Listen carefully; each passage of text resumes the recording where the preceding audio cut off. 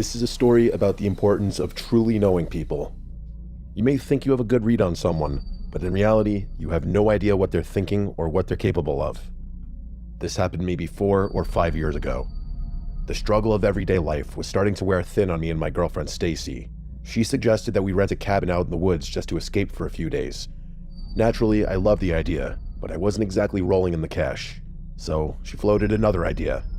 My best friend Randy and his girlfriend were close to us, so she suggested that they come with us to make it like a couple's getaway. It would be fun hanging out, and they would be able to pay for half the trip. I loved the idea, and when I presented it to Randy, he was on board immediately. Since we were taking this trip in the middle of winter, we wanted a cabin with a fireplace and somewhere that would just give us that warm and cozy feeling. Stacy found a place, and we booked it for the end of that month. We were excited and started planning meals and other fun stuff to do at the cabin. Less than a week until the trip, Randy and his girlfriend broke up.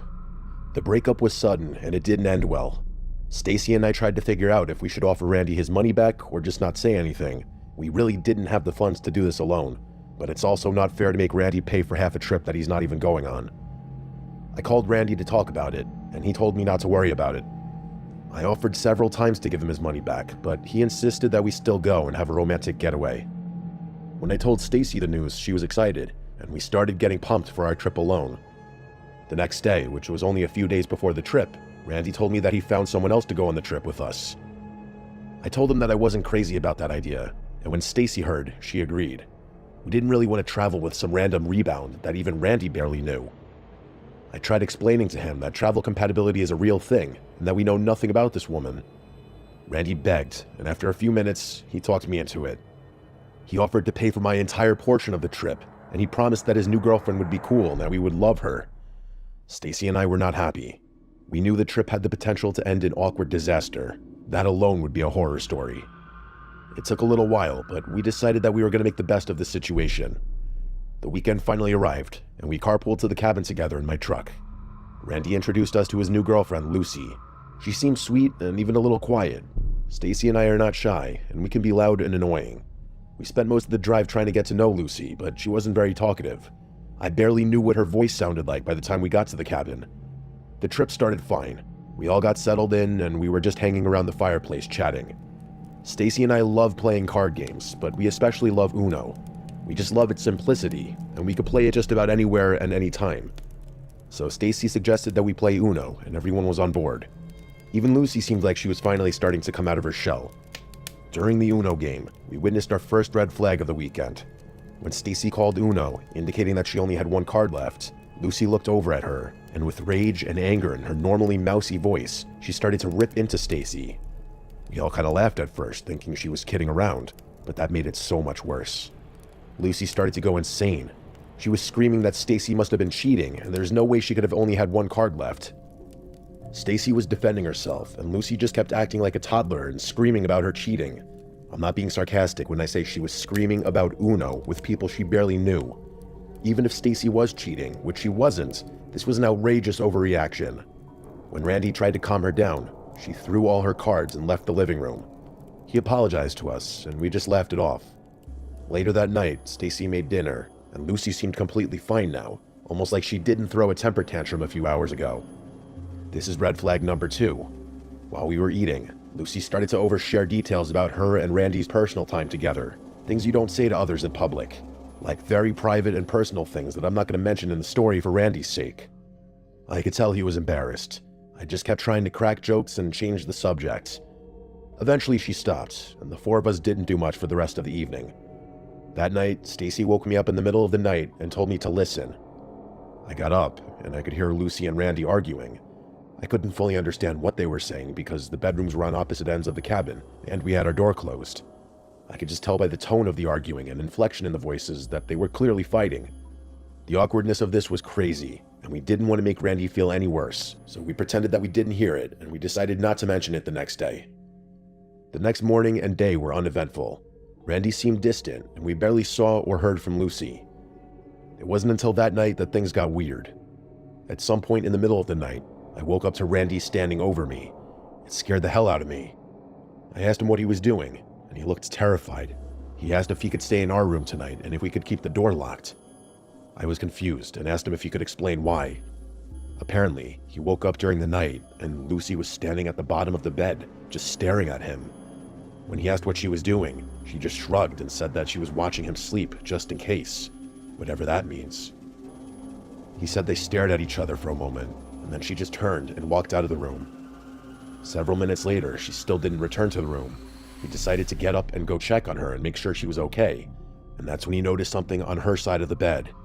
He moved the blanket a little bit, and right there on the bed was a large knife. That's when he decided to sneak over to our room. He quietly walked through the dark cabin, trying not to make a noise. When he got to the living room, he heard Lucy humming to herself and wandering around like she was almost dancing. He said it kind of looked like she was sleepwalking, but worse. When she was almost at our bedroom door, the floor creaked subtly and she stopped humming. She turned to his general direction, and in an ominous voice, she said, "I see you."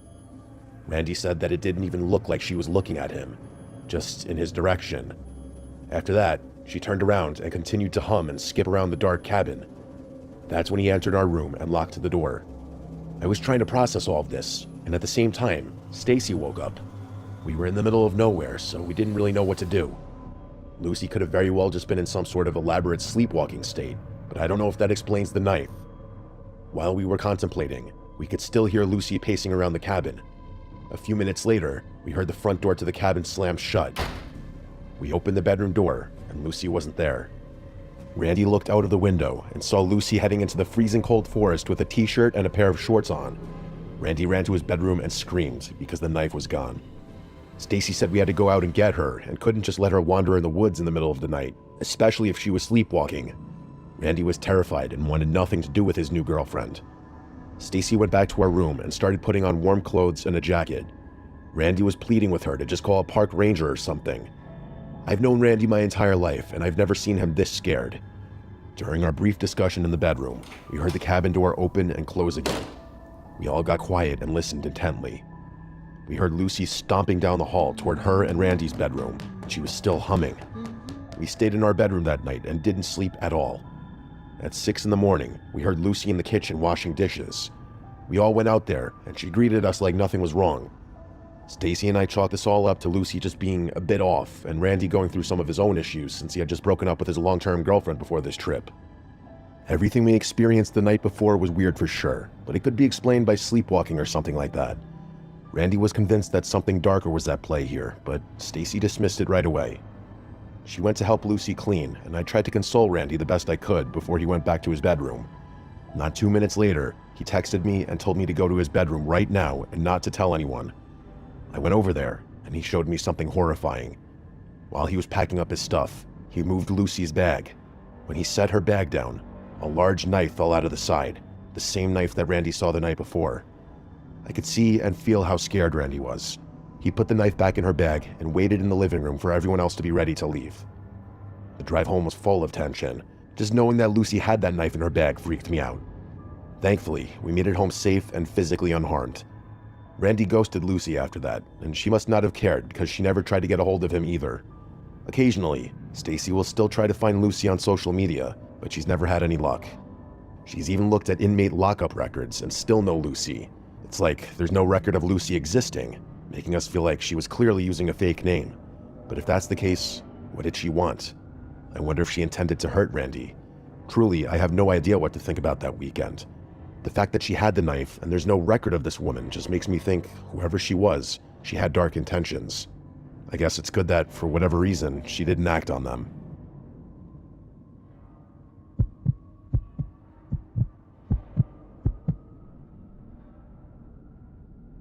The last few years, I've really separated myself from the rest of the world.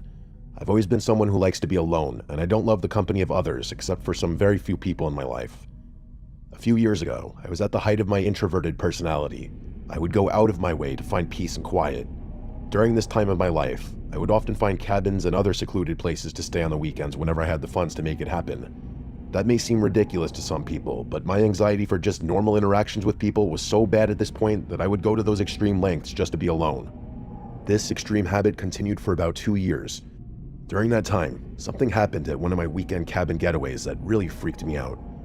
The weekend started like any other one.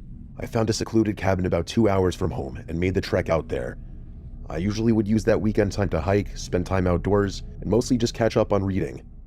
I love to read, and being out in the wilderness where it's quiet always helps me to relax and concentrate. I arrived Friday evening at the cabin, made a small dinner, read a few chapters of my book, and went to bed early. The next morning, I decided to take a long hike. I've always just found peace being outside in nature. Whether it's sunny, rainy, or even snowing, I just love being outside. While I was hiking through the woods, I could hear something behind me, the sound of twigs and branches snapping. You could assume that it was just the sounds of nature, but it sounded almost too deliberate to be natural.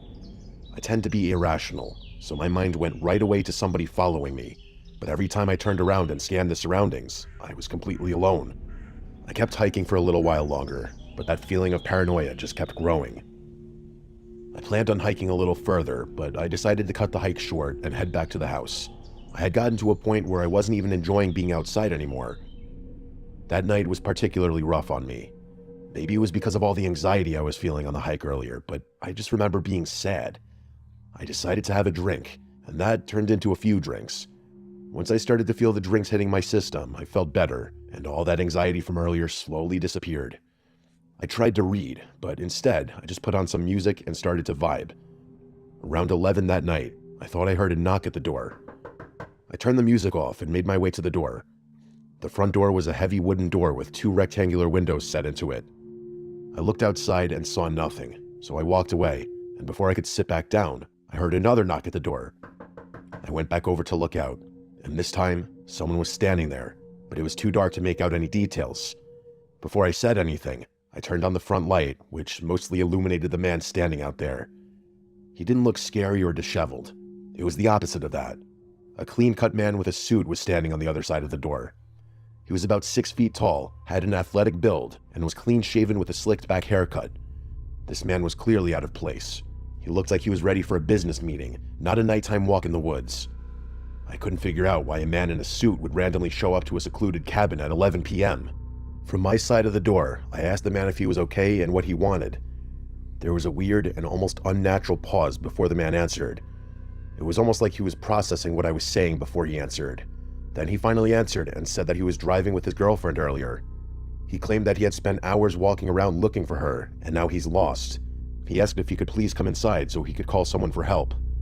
On its own, this was alarming and unsettling, just because a random stranger appeared at the door in the middle of the woods.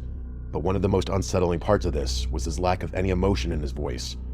This did not sound like a man who was lost and missing his girlfriend. He sounded completely void of emotion. I told him to back away from the door and wait at the end of the driveway, and that I would call someone for help. He paused again and looked around slowly. With that same lack of energy, he said that he really needed to come inside. Something was outside, and if he didn't get inside for help, he was going to be in trouble. The tension I felt at this moment is almost indescribable. I told him I was calling the police and that he could either wait outside or leave, but I was not letting him inside the cabin. As I walked away from the door to grab my phone, I heard him say that he wanted to hide inside the cabin. He was in trouble and he needed to hide inside. I grabbed my phone, and that's when he started to aggressively pound on the door. I ran back to the door, and I started to scream some vulgar things at the man outside. In the middle of my rant, I stopped yelling because I heard the man laughing. This was by far the most emotion the man had shown. I looked out the window, and the man had his face practically pressed up against it. His face was just inches away from mine. I nearly fell over from the shock of seeing him so close to me. In a calm voice, he said, "Come on, Victor, just open the door already." Somehow, this stranger in a suit knew my name. I was frozen for a few seconds, and then without thinking, I dialed 911 and I told them that I was staying at a cabin and a strange man was trying to break in. As soon as I hung up the phone, I looked out the window, and nobody was there. For almost 15 minutes, I waited for the police, and I never once stopped looking out the window. During that time, I didn't see any movement outside. It was one single patrol car, and when he got there, I opened the door and let him in quickly. I told the cop everything, and he seemed concerned and confused. He told me that none of the other surrounding residents reported anything weird, and this was the first time he had ever gotten a call like this. The cop was nice and could tell that I was a nervous wreck. He suggested that I drive into town and stay at one of the hotels if I was still scared. I told him that I had been drinking and that I didn't feel comfortable driving my car, but I didn't want to stay there alone. He was nice enough to offer to drive me into town. As we were walking to the patrol car, I heard the officer make a weird sound, almost like he was shocked. I asked what was wrong, and he pointed to the tires of my car in the driveway. My tires were deflated, and it looked like they had been slashed. I started to unravel a bit, and the cop did a good job of keeping me as grounded as I could be. He drove me to a nearby hotel and stayed with me in the lobby until I could get in touch with my dad. I stayed in that hotel that night, and my dad came to pick me up in the morning and helped me sort out the details of getting my car towed. The owner of the cabin reached out to me a million times to apologize, but I just didn't care. I wanted this experience to be over. I didn't even ask for a refund. Some people have floated the idea to me that somehow the owner of the cabin was involved in this nightmare, or that the owner himself was the man in the suit, but I don't think so.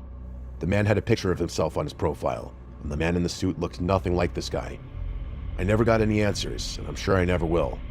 I still get chills to this day when I think about that night. Even seeing those stupid prism windows freaks me out. I hate knowing that somewhere out there, this man is potentially still terrorizing people.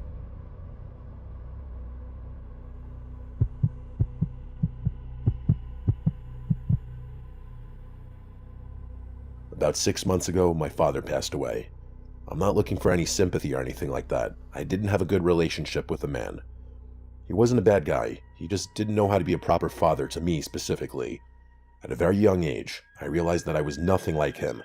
I knew I wasn't going to become the person he wanted me to be, and I know that bothered him, even if it was just subconscious. Fast forward to 6 months ago when my father passed, and I was surprised to see that he left me his cabin in his will.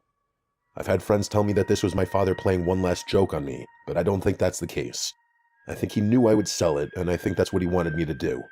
After some of the boring paperwork details, I was told that, to sell it, I needed to go and clean it up and maybe fix some of the things that needed work. I used that as an excuse to stay at the cabin one last time. This was my way of saying goodbye to my father. When I arrived at the cabin, the first thing I noticed was the horrific smell. It smelled like death in there, and no, he didn't pass away in the cabin. He actually hadn't been to the cabin in almost a year before he died. I looked around for any dead animals, but I think the place just stunk from years of not being cleaned properly. The next thing I noticed after the smell was that the cabin looked exactly how I remembered it looking when I was 10. He still had the same setup, the same gross couches, the same bookshelves. Literally everything was the same. I spent a few hours downstairs deep cleaning every inch of that place. Luckily, my father fixed the roof a few years ago, so that was the one thing I didn't need to worry about. While I was going over my checklist of things I wanted and needed to do, I kept hearing noises coming from above me, like the sound of rustling and movement. That's when I remembered that he had an attic in this cabin.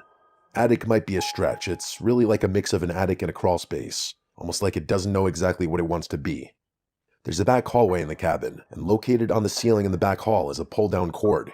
When you pull the cord, the door opens, and one of the retractable ladders comes down. I slowly started going up the ladder, and I was prepared to be attacked by a legion of raccoons or squirrels. Instead, I was attacked by an even more foul smell than before. I started to cough from the horrible smell in the attic. After my coughing spell, I looked around and was disgusted. There were boxes everywhere, but the worst part was that there was trash all over the place. Wrappers from food, empty beer cans, and just garbage everywhere. I knew my dad was not the cleanest person, but I also didn't think my dad was this messy and disgusting. I picked up some of the trash, but I only stayed up there for a little bit. The smell was horrible, and I was tired from cleaning downstairs. I wasn't mentally prepared to go through all the boxes and deal with the upstairs at that moment. I took out a bunch of trash and decided that I would clean upstairs tomorrow. Not long after, I went to bed. I put some of my clean sheets on his bed and slept in his old room. I woke up during the night because I thought I heard the sound of rustling again. I started to think that maybe the walls had some kind of animal infestation. That would explain why I kept hearing movement, and if animals were living in the walls, maybe animals were also dying in the walls, and that would explain the smell. The only problem with my theory was that the sounds I kept hearing were clearly coming from above my head in the attic. Since I wasn't sleeping very well, I decided to plug my nose and go check it out. When I got to the back hall, I noticed that the attic door latch was open, and the ladder was hanging down.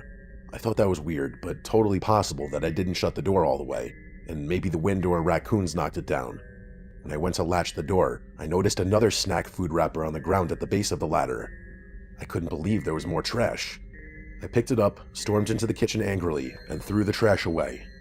I grabbed a water bottle, went to the living room, and sat on the couch. It was dark in the living room, and I knew I wasn't going to fall asleep again, so I decided to stay awake. He had a small end table next to the couch with a little lamp on it. I turned on the lamp, and it wasn't very strong. It was a low orange light, but it was enough for right now. Just enough so I didn't have to sit in complete darkness. I started to think about my father. Then I started thinking about my father in this cabin. I was thinking to myself, why would he ever hang out in that nasty, dirty attic when he has the entire cabin to himself? Even though the cabin was disgusting, it was a lot nicer than a dirty attic. While I was sitting there, I looked over to the corner of the room, and I saw something weird. It looked like a blanket covering something next to the recliner. That alone wouldn't be weird. What was weird is that I cleaned that entire downstairs earlier, and I don't remember a blanket covering anything. I slowly got up and started to approach the blanket. I froze in my tracks. I was a couple feet away from the blanket, and I noticed something that looked like the bottom of a boot protruding from the blanket. I slowly took a step back and tried to focus my eyes in the mostly dark room. I was staring right at the blanket, and I watched the entire blanket shift. It was clear to me that someone was under this blanket. I wasn't hearing animals earlier. I was listening to the sound of a person moving around. I stood there for a second, just watching the blanket. The more I stared at it, the more I realized how obvious it was that a person was hiding there. I could clearly see the blanket moving up and down from whoever was breathing underneath the blanket. I didn't want to find anything else out about this person. I slowly retreated to the kitchen, grabbed my phone and keys, and sprinted out of the cabin. I ran to my car and started backing down the long driveway. While I was backing out, I looked up and saw a scary-looking, mangy man run out the door. He didn't chase my car or anything, he just ran outside and stood in front of the cabin. I called the local police department and reported this to them. They told me that because my father hadn't been living in the cabin for some time, some random person probably moved in there for warmth, and when nobody ever came to the cabin, he probably just stayed. Judging by the smell, he figured that the man was probably there for at least a year, which makes sense because my father hadn't been to the cabin in a while before he passed away. By the time the police showed up, the man was gone. I have no other information about who the man was, where he came from, or where he went. I don't think he intended to hurt me unless he had to. He clearly had a lot of chances and didn't do anything, but it doesn't change the fact that I was sitting next to a strange man who had been living in filth in my father's attic. I never took another step inside that cabin after that night. I hired someone to clean it out without even telling them. Maybe that makes me a jerk. They got rid of everything inside, and I sold it as is. I hope whoever owns the cabin now is as happy as my father was in that place, and that they never have to deal with a surprise visitor.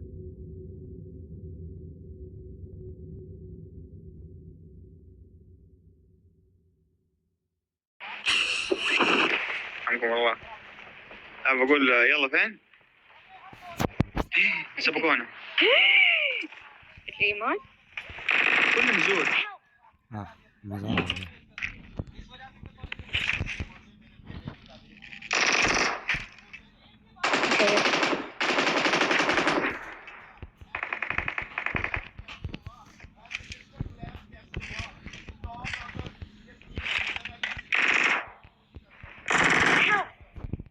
الله يا مطلق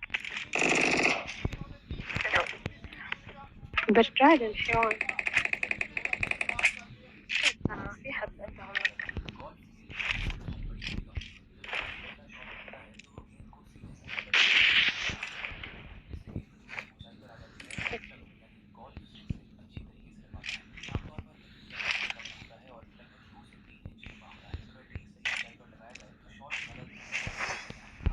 وين محمد؟ عندي فوق اثنين. يا الله حطني اسمك لا تفعل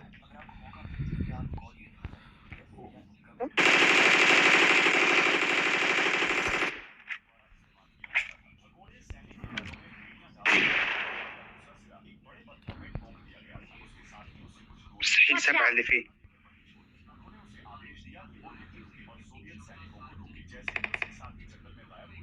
إن شاء الله ما في حد وإن شاء الله ما هو مكمبر.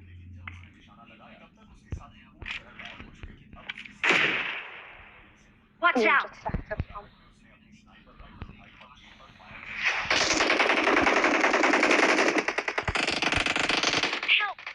الله ياخذ اليهود. حق عليه سكت الكلاب. في ويطعن. حي. والله ما هي راضي اسمه. والله ما هي راضي اسمه. ما أدري في شيء. يسارك. Watch out! جا يسار. أنا ما أقدر أغشش. أم الجدار. Watch out! وينه؟ Watch out! قدامنا بالبيت الأصفر. تعال. Mark the location. والله بوت. صدق شكله هذا غير سكواد ولا هم؟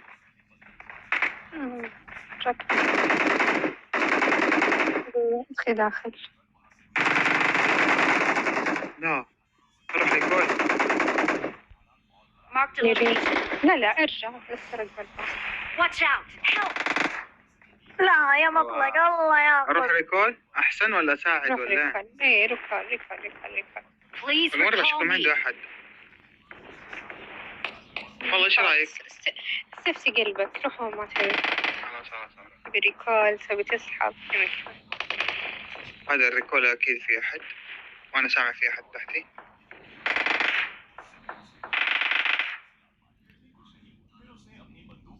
يا 4 صامل. لو تريد انه كذا حياته ابدية فنجيله.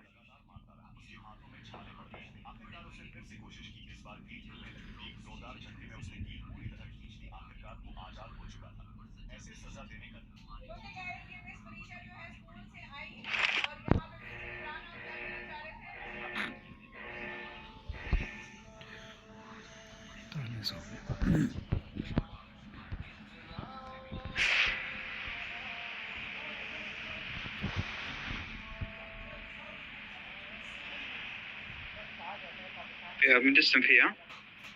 I'm recalling a teammate. اوكي. Thanks.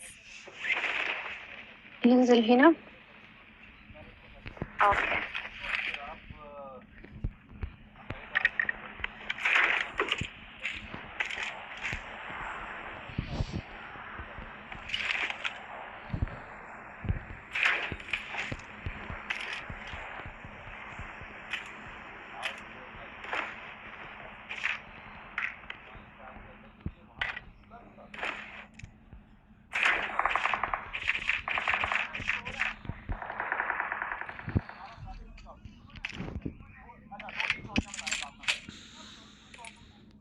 وش محمد يسوي ركال.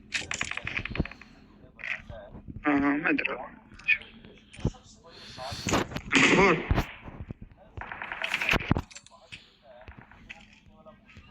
كم ساعة؟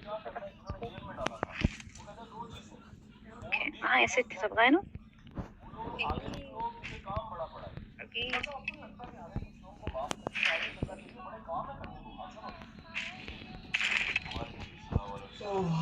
Awesome.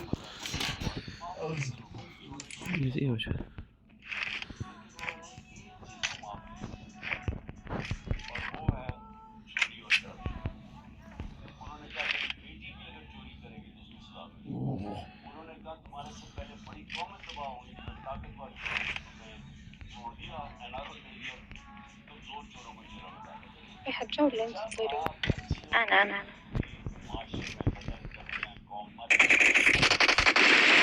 Help! Don't give up. Your teammates can still recall you. ما عندهم جاكس أكسجين شيء. معاكي فراش ولا لا؟ Enemies ahead. لا. هنا في فراش.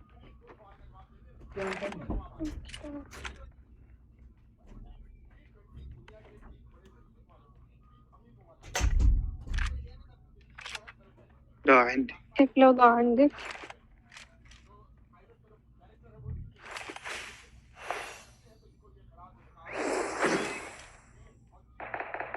كفراش.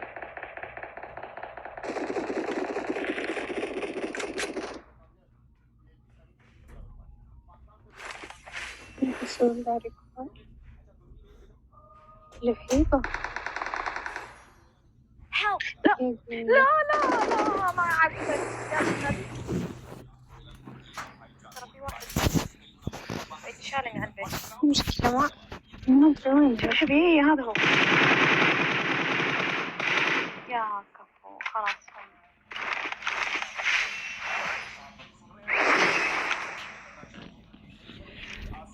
نشهت تكفى.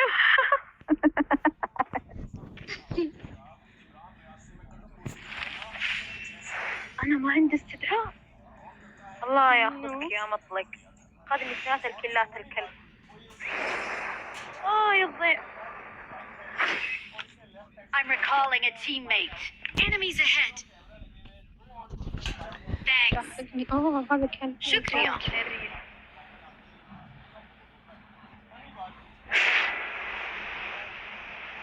حلو حلو حلو حلو شو ما أقدر عنه يدور استعد لي لا طار ورا اللي كان عندي قولي أنا Watch out. عمي بس ترحم لي أهلك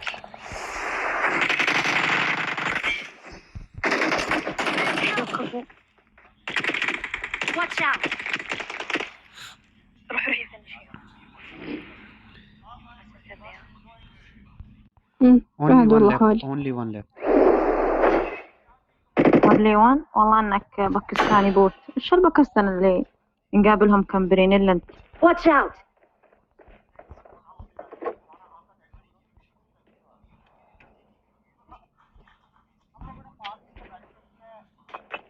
باقي مطلق ذا بسم الله بسم الله الله ياخذ يهودك يا شيخ.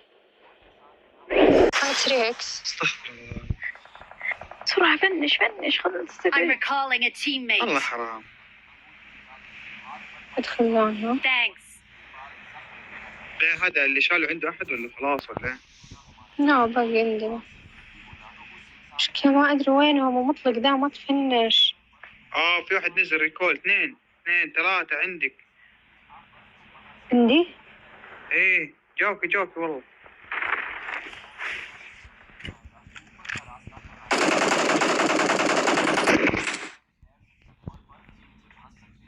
Help. أدري ما صعب أمري عليك هذا ما أدري فين. Watch out. Marked a location. Marked a location. Enemies ahead. Watch out. ما أشوف Marked a الشباب بس location. يعني Watch out. اسمع ايش رايكم تروحون زون لانه حار برا ما عندي. وبعيد Marked a يعني location. صراحة بدي. Watch out. خلاص يا زفت. والله أعطيتهم موت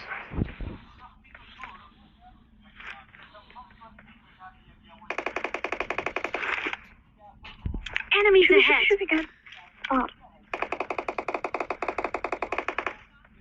مستحيل والله هو طلق عليه. أنا طيب ذا بياخذ علينا فرانك يا بالحمار Enemies ahead. Left. Number 2. يلا. طيب خلوني نفس اللي هنا وين بس في واحد طار. راح ريكول شكله راح هناك. Watch out. طيب شكله بستناني أنا لو خويه.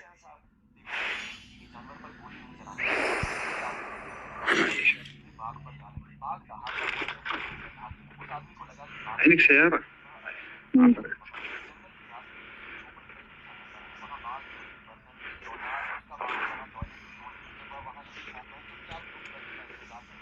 عندك حتى باندج واحدة بندجة. واحدة بندجة أوكي بندجة بس. معلش كذا صارت ربع. وقتها كذا صارت ربع عشان فلتك. الله أنا خلصت طيب إيش دعوة إيش فيها عيد تمشي دي روح يمين اكسر يمين. ايه لو نفسنا اغبياء. روح يسار البيت اللي عند الدروب. طيب ماشي موقف هنا Enemies ahead. أيه موقفين في السيارة قدامنا ساكن سد لي بس بدم قول لي عندي لقيت لابتوب قد.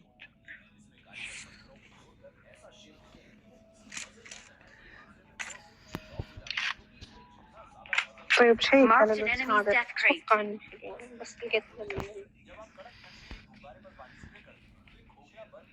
ايه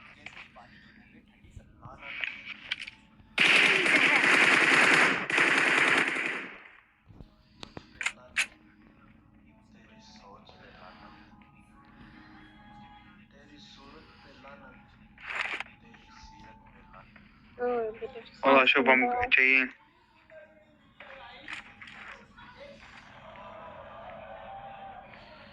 جايين من وين؟ من المدرسة كذا. شكل يمشي. مش عارف.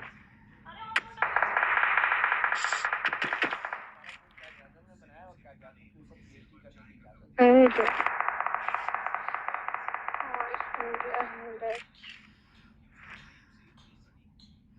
أوه في سكوادين على اليمين. Watch out! ورانا بعد. خلاص عاد البيان. إيش داير؟ هيك. لا أنا شكله مطلق دايما.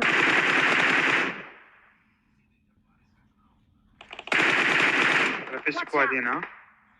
أنا انحسرت بينهم. والله ما انحسرت فصل احنا هو بين ايش المكان ده. خير أمار. شوف هنا في واحد كمان. في اثنين هنا، في واحد خذ فلان كذا. أنت سموك عندي.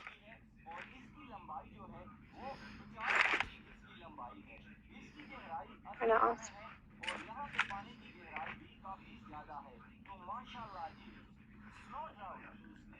مين رمى سموك؟ كويس كفر لي. والله تشيلي هي. لا اللي ورا.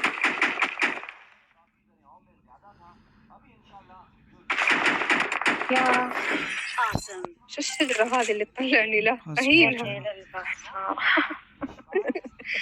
أبي أخذ كاميرا من جد.